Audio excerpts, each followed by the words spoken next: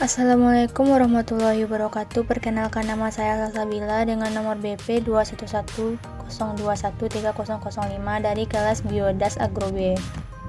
Baiklah, di kesempatan kali ini saya akan membahas anatomi tumbuhan. Anatomi tumbuhan merupakan ilmu yang mempelajari struktur fisik tumbuhan. Hal ini juga dikenal sebagai fitoanatomi. Gambaran anatomi tumbuhan monokotil dan gambaran anatomi tumbuhan dikotil. Anatomi tumbuhan monokotil. Akar monokotil adalah akar adventes seperti rambut yang tidak memiliki akar tunggang. Akar monokotil, pertumbuhan sekundernya tidak ada, membuat tanaman muda dan tua memiliki tampilan yang sama. Akar monokotil memiliki 3 daerah yang berbeda, yaitu epidermis, korteks, dan bundel vaskuler. Karakteristik dari anatomi akar monokotil adalah yang pertama, kelompok xilem banyak. Foliarts biasanya bervariasi antara 11-20. Yang kedua, parisikel hanya menghasilkan akar lateral. Yang ketiga, tidak memiliki kambium, tidak ada pertumbuhan sekunder. Yang keempat, empul berkembang dan besar. Anatomi batang monokotil. Batang monokotil sama dengan batang dikotil, memiliki epidermis, korteks, dan stele.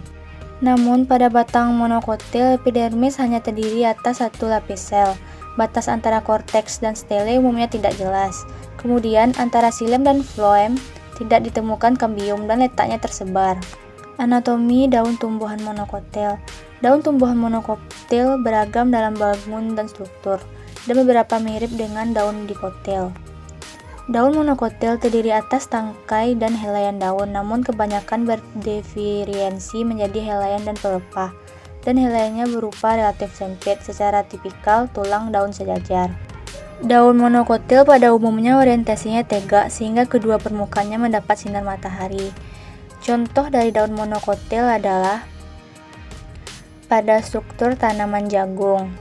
Materi selanjutnya, anatomi tumbuhan dikotil. Anatomi akar dikotil. Akar dikotil memiliki 2 fase pertumbuhan, yaitu fase pertumbuhan primer dan fase pertumbuhan sekunder. Karakteristik anatomi dari akar dikotil yang pertama, berkas xilem beragam antara 2-6. Yang kedua, parisikel selain menghasilkan akar literal juga meristem sekunder. Yang ketiga, memiliki kambium, terjadi pertumbuhan sekunder. Yang keempat, empulur kecil atau tidak ada. Seperti yang telah dijelaskan tadi pada anatomi batang monokotil, bahwa batang dikotil dan monokotil sama. Cuman, pada batang dikotil, epidermis terdiri atas selaput sel yang tersusun rapat dan tidak mempunyai ruang antar sel. Korteks pada batang dikotil terdiri dari beberapa lapis sel tersusun atas jaringan kolenkem. Endodermis pada batang dikotil tersusun atas selapis sel. Xilem dan floemnya terdapat kambium, letak saling antara bersisian, xilem di sebelah dalam dan floem sebelah luar, dan letaknya melingkar. Anatomi daun dikotil. Pada dikotil, epidermis daun ditutupi kedua permukaannya masing-masing oleh selapis epidermis.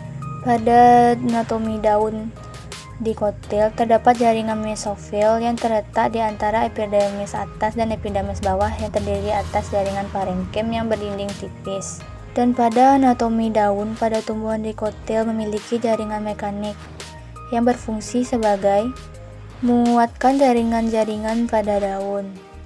Baiklah, sekian hasil dari video saya. Untuk kekurangannya mohon dimaafkan. Assalamualaikum warahmatullahi wabarakatuh.